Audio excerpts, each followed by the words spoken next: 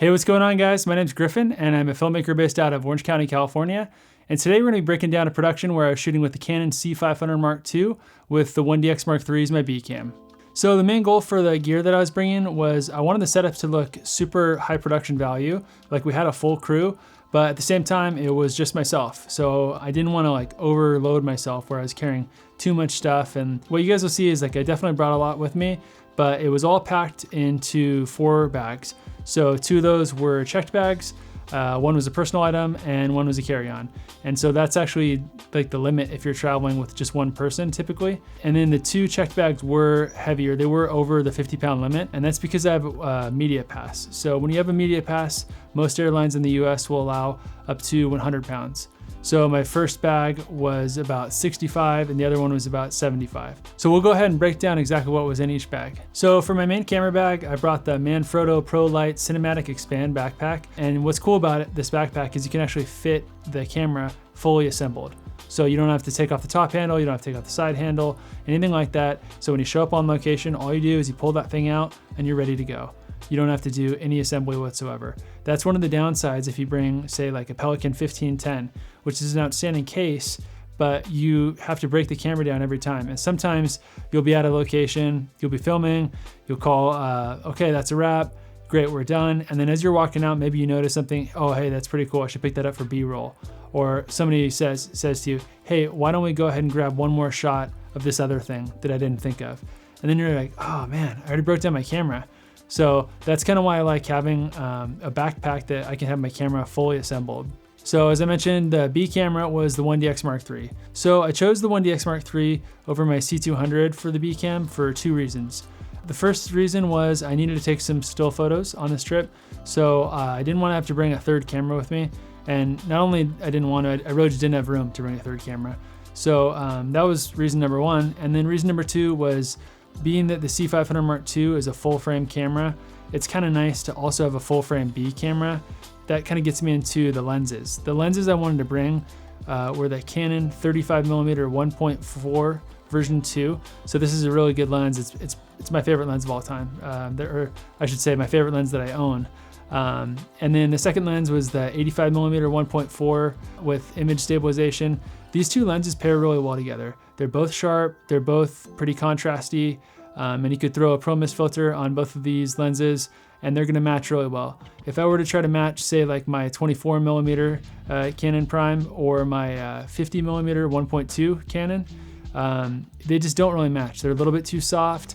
And so it's important when you're trying to match 2 cameras, the lenses are about equally as important as the actual camera itself, maybe even more important. So that's why I chose those 2 lenses, because I know from my testing that they pair really well together. And then for my 3rd lens, I needed a little bit of versatility, so brought the good old trusty Canon 24-70 version 2 2.8. This is kind of like the all-arounder.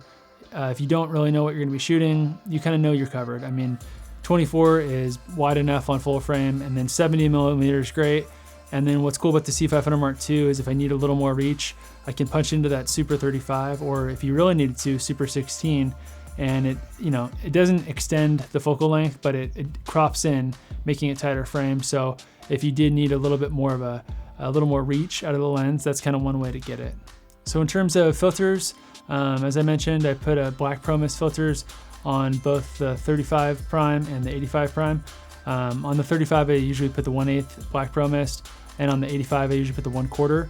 Just because the 85 is, it's a super sharp lens, and that's a little bit more of an intimate, punched-in close-up lens. So I like to kind of knock down the sharpness on that one, just because you're typically going to see people's skin imperfections, and if they have any, then it's going to be a little more forgiving if you have the black Pro Mist on there in the 1/4 strength. So for ND filters, I brought 2 with me. One was the 4-stop ND filter from Polar Pro. The other one was the 6-stop. I kind of like the single stop filters a little bit better than the variable ND filters, just because the image quality is a little bit better. And since the 1DX Mark III doesn't have built-in ND filters, I knew that between the 4-stop and the 6-stop, it would pretty much get me to where I needed to be for the proper exposure. So in terms of audio, we were really capturing 2 main things. Pretty much half the trip, we were capturing interviews, and this is just kind of like sit-down interviews. For interviews, I typically like using a shotgun mic, so I brought the Rode NTG3 with me, and I would just boom that in overhead. and that's gonna give really solid audio. It's super reliable. Like there's no buttons on it. You don't have to turn it on and off. And working as a solo operator, it's nice that you don't have to remember to charge your mic. You can't accidentally forget to turn it on. It's like, it's dummy proof kind of. So it runs off phantom power. So if you have something like a mirrorless camera, it's not gonna work unless you have an external recorder that'll provide phantom power. But if you have a cinema camera, like the C200 or the C500, it's got phantom power from those XLRs that are built into the body.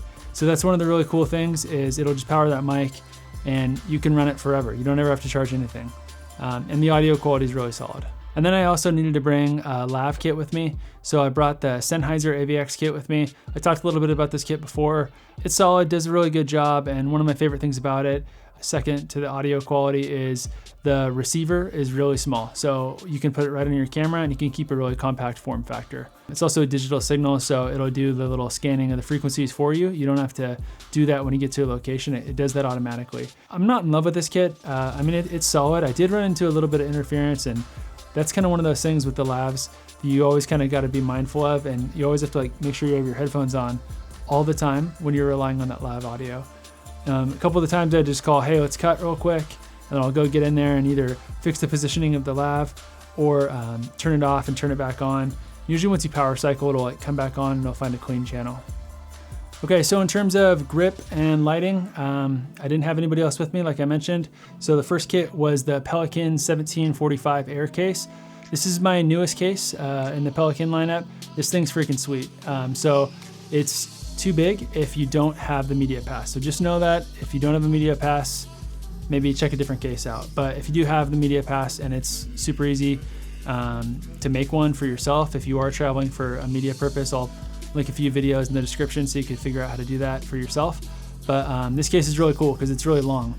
So first thing in the case was my tripod. This was the Sockler Ace XL head with the Flowtech 75 legs. This tripod's great, sets up fast, and it's rock solid, and it looks freaking sweet. So that's cool. And then the second main thing in there was the Aputure 300D Mark II with the light dome too. And I threw in an extra extension cable in there as well. And then I also had the extension arm of a C-stand in there. So, and then my gel pack, the Lee Master Location pack. So that kit pretty much comes with me everywhere. That's kind of like my main light kit. And then the second case was the Pelican 1615. I put one of the little shorty C-stands in there. This was kind of a cool little travel thing that I figured out, because when I travel, I'm always trying to figure out what's a sturdy light stand that I could bring with me that'll still fit in a bag or in a checked case. So I found these little short C-stands, and then I used the full-size extension arm, and then you can get the light in pretty much any height you would need to get it for an interview. So that's a really cool setup, and it's a lot more robust stand than using just like a flimsy light stand. I also put two Matthews reverse folding light stands. I don't know the model of those, but I'll put it up on the screen right here. And those are really cool. So I use one of those to hold the boom pole. I use the other one to hold the other light that I put in my Pelican 1615, which was the Aputure 120D Mark I. I'd use the Mark II if I had it, but I have the Mark I, and so it's still getting plenty of use. It still works great. And then I put two modifiers in there as well. So I put the Aputure Light Dome Mini, and then Mini 2, I'm sorry, and then the Aputure Fresnel 2x, so, or 2X, whatever it's called. And between the big light dome, the small light dome, and the Fresnel, it's kind of got you covered for most things that you're gonna need. Maybe it's gonna be a key light and a fill light. Maybe it's gonna be a key light and a hair light like I was using for the interviews, but it gives you a lot of versatility with two lights. And I would have brought more if I could, and I've checked out some other options like some of the flex panels and different things like that, but from my experience, I kind of just keep coming back to the Aputure lineup, just because if you bring any of those modifiers, you can put them on any of the lights, and so it gives you like a lot to play around with once you get to your location. So another thing that went in my Pelican 1615 was my K-Tech mini boom pole, or travel boom pole. I'm not exactly sure what it's called, but that's pretty cool. It folds up really short, and then I also put a boom pole holder, and then I just rig it up on one of those light stands, and it's really nice for the sit-down interviews. You can just boom that in and get really nice audio without having to worry about some of those lav issues that I was talking about, maybe like getting interference or someone's like wrestling on the lav. So that's really why I prefer to use one of the booms for the interviews. And I also packed with me Manfrotto tripod for the 1DX Mark III.